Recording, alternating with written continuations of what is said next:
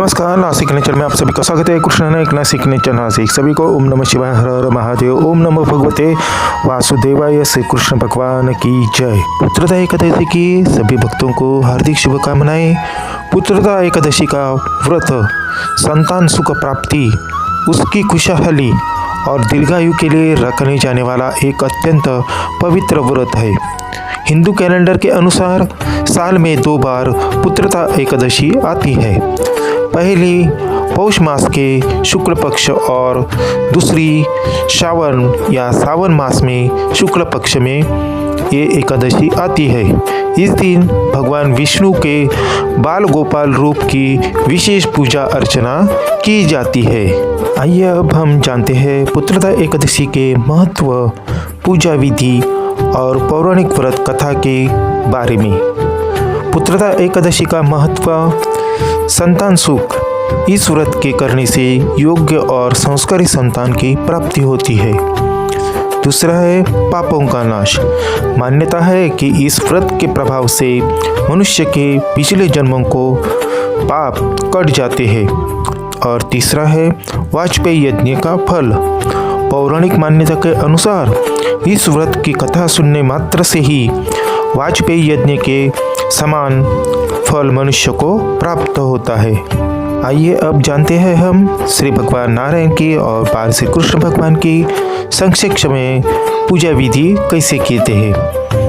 ब्रह्म मुहूर्त में उठने के बाद एकादशी के दिन सुबह जल्दी उठकर स्नान करें और स्वच्छ वस्त्र धारण करें। भगवान विष्णु की या श्री कृष्ण भगवान की मूर्ति या चित्र के सामने बैठकर व्रत का संकल्प ले। श्री हरि को पीले फूल, ऋतुफल, तुलसी दल, धूप, दीप और पंचामृत अर्पण करें। कथा और आरती। पुत्रदा एकादशी की व्रत कथा पढ़े या सुनी और अंत में भगवान श्री विष्णु की आरती करें। रात में भजन कीर्तन करते हुए जागरण करें और अगले दिन द्वादशी को ब्राह्मणों को दान दक्षिणा देकर व्रत का पारण करें। ओम नमो नारायणाय। ओम नमो भगवते वासुदेवाय। सावन पुत्रदा एकादशी की व्रत कथा राजा महिजीत की कहानी अभी हम सुनते हैं। पद्म पुराण में वर्णित कथा के अनुसार प्राचीन काल में महिजीत नाम का एक राजा भद्रावती नगरी पर राज करता था। वह राजा बहुत ही शांतता प्रिय और न्याय प्रिय तथा धार्मिक था, लेकिन उसकी कोई संतान नहीं थी। इसी वजह से वो राजा और उसकी रानी हमेशा दुखी और चिंतित रहते थे। राजा को हमेशा यह बात सताता था कि उसके बाद पितरों का पिंडदान कौन करेगा। एक दिन राजा संतान की गहरी चिंता में व्याकुल होकर अकेले ही घने जंगल की ओर चले गए। जंगल में भटकते हुए दोपहर के समय राजा को बहुत तेज से प्यास लगी। पानी की तलाश करते हुए राजा एक सुंदर सरोवर के पास पहुँचे, जहाँ महान लोमश ऋषि का आश्रम था। वहाँ कई अन्य ऋषि मुनि भी बैठे थे। राजा ने जाकर सभी ऋषियों को प्रणाम किया। ऋषियों ने राजा के आने का कारण और उनके दुख की वजह पूछी। राजा ने हाथ जोड़कर अत्यंत दुखी मन से अपनी संतानहीनता का कष्ट उन्हें सुनाया। राजा की व्यथा सुनकर लोमश ऋषि ने अपने तपोबल से राजा के पूर्व जन्म का वृत्तांत जाना। ऋषि बोले, हे राजन, पूर्व जन्म में आप एक गरीब वैश्य थे।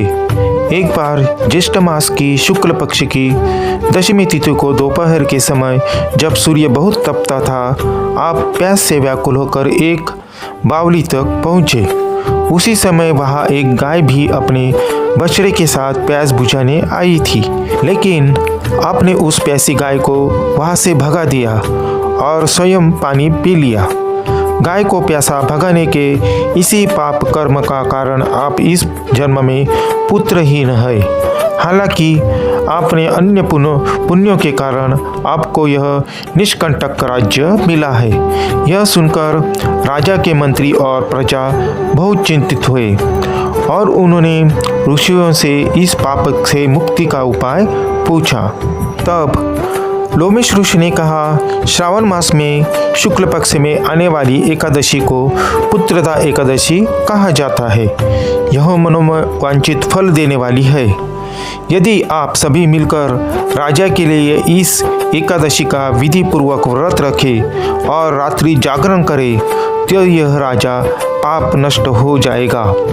ऋषि की आज्ञा मानकर मंत्रियों और प्रजा ने नगर लौटकर श्रावण शुक्ल एकादशी की पूरी निष्ठा से व्रत रखा और रात भर भगवान विष्णु जी का कीर्तन किया। अगले दिन द्वादशी को उन्होंने अपने व्रत का सारा पुण्य राजा महिजीत को दान कर दिया।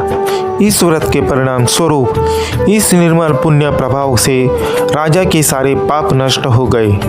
कुछ समय बाद रानी ने गर्भधारण किया और 9 महीने के पश्चात एक तेजस्वी शूरवीर और गुणवान पुत्र को जन्म दिया।